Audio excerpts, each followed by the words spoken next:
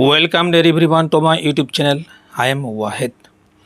মই আজিৰ এই ভিডিঅ'টোত জেনেৰেল মেথমেটিক্স ক্লাছ 9 চেপ্টাৰ 6 ৰেখা আৰু কোণ অৰ্থাৎ লাইনছ এণ্ড এংগলছ অনুশীলনী 6.1 অৰ্থাৎ এক্সাৰচাইজ 6.1 কুৱেশ্যন নম্বৰ 3 আৰু কুৱেশ্যন নম্বৰ 4 এই দুটা সমস্যা মই ধুনীয়াকৈ সমাধান কৰি দিম।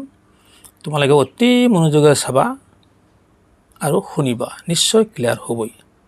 চোৱা কুৱেশ্যন নম্বৰ 3 চিত্ৰ এইটো চিত্ৰত দিছে তেওঁলোকে পি কিউ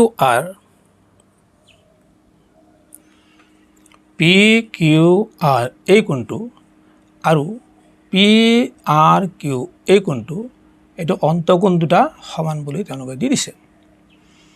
প্ৰমাণ কৰিব লাগে, প্ৰমাণ কৰা যে এই বহিকোণ দুটা পি কিউ এছ এই কোণটো আৰু পি আৰ টি এই বহিকোণ দুটাও সমান।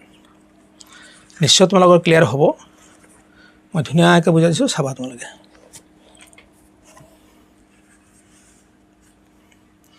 ইয়াত দুটা সমান বুলি দিয়া আছে, পি কিউ আৰ সেইটো আৰু পি আৰ কিউ দুটা মই এক্স ধৰি লৈছোঁ, দুটা সমান, দুটা মই এক্স ধৰি লৈছোঁ। চাবা তোমালোকে এই কোণ দুটা মিলি এইটো কোণ, এইটো হ'ল বহিকোণ আৰু এইটোও বহিকোণ, এই দুটা মিলি কিমান ডিগ্ৰী হয় তোমালোকে ভালকৈ জনা আছে, এইটো এটা সৰল কোণ হ'ব।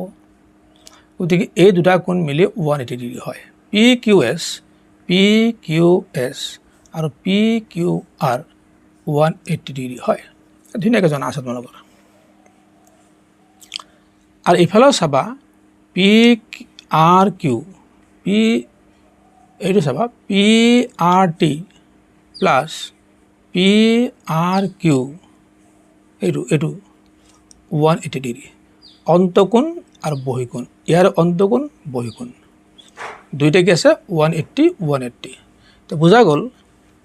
তেতিয়াহ'লে যিহেতু এইটো 180 ডিগ্ৰী হয়, এইটো 180 ডিগ্ৰী হয়, গতিকে এই লাইন দুটা নিশ্চয় সমান। গতিকে এই লাইনটো আৰু এই লাইনটো সমান আছে। গতিকে আমি লিখিব পাৰোঁ কোণ P Q S plus P Q R equal to এই লাইনটো P R T plus T দে এইটো প্লাছ পি আৰ কিউ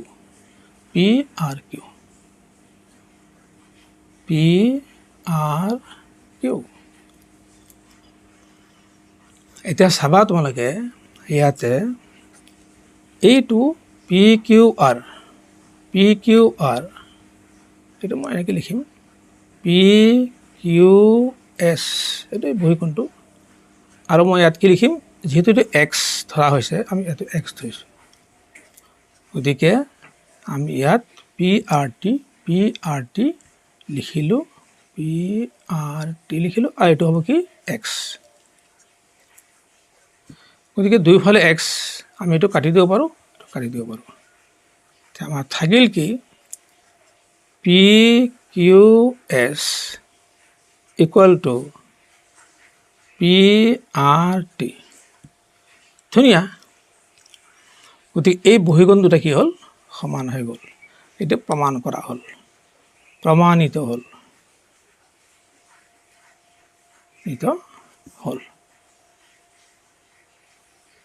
নিশ্চয় তোমালোকৰ ভাল লাগিছে।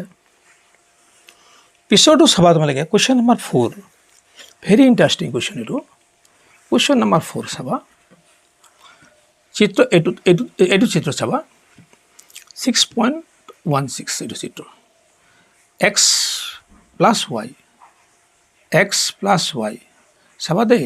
এইটো যদি এ বি যদি ৰেখা হয়, এ বি এডাল সৰল ৰেখা হয়, তো এক্স প্লাছ ৱাই এইটোতো 180 ডিগ্ৰী হ'বই, এটা সৰল কোণ হয়। আৰু ডব্লিউ প্লাছ জেড চাবা, এইটো W plus Z A B এডাল সৰল ৰেখা, গতিকে এই দুটা কোণ মিলি 180 ডিগ্ৰী হ'বই। এই দুটা সমান দিয়া আছে, তাৰমানে এইটো 80 সমান 180 সমান 180 হৈ তেনেকুৱা ধৰণৰ হৈছে। তেন্তে প্ৰমাণ কৰা যে এ অ'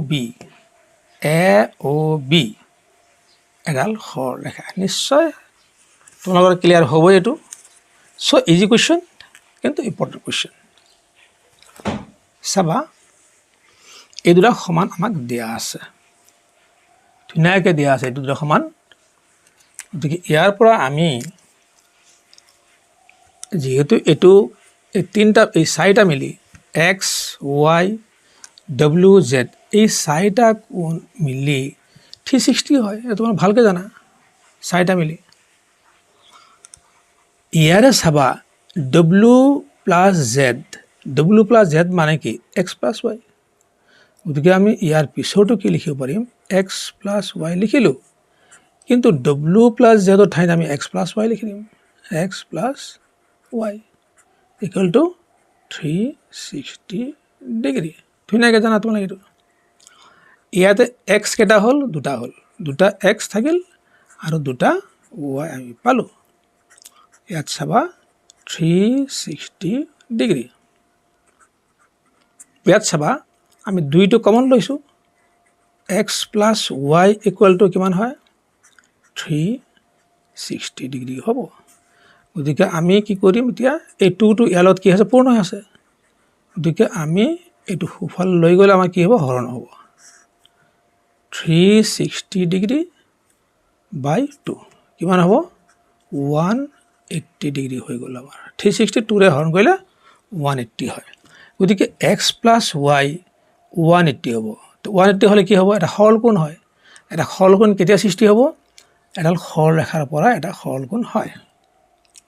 ধুনীয়াকৈ জানা তোমালোকে। তেতিয়াহ'লে আমি ক'ব পাৰিম যে এ অ' ডি এই ৰেখাৰ ওপৰতে এক্স প্লাছ ৱাই 180 ডিগ্ৰী হৈছে। গতিকে এ অ' বি এডাল সৰলৰেখা নিশ্চয় হয়। এইটো সৰল কোণ যিহেতু, গতিকে এটা সৰলৰেখা হ'ব নিশ্চয়। আচ্ছা, এতিয়া আমি অন্য ধৰণেও প্ৰমাণ কৰিব পাৰোঁ। যদি আমি ডব্লিউ প্লাছ জেডৰ ঠাইত এই এক্স প্লাছ ৱাইৰ ঠাইত আমি ডব্লিউ প্লাছ জেড লিখোঁ, তেতিয়া কি হ'ব ডব্লিউ প্লাছ জেড 180 ডিগ্ৰী হ'ব। তেতিয়াও আমি এ অ' বি এডাল সৰলৰেখা বুলি ক'ব পাৰোঁ। গতিকে আমি ইয়াতে কি ক'ব পাৰোঁ যে এ অ' বি এডাল সৰল ৰেখা। নিশ্চয় তোমালোকৰ ক্লিয়াৰ হৈছে এইটো। ভিডিঅ'টো চাই কেনে লাগিল কমেণ্টত জনাবা, এটা লাইক দিবা, বেছি বেছিকৈ শ্বেয়াৰ কৰিবা, অন্য ষ্টুডেণ্টকো জানিবলৈ সুবিধা কৰি দিবা। Wait for my next videos. Thank U.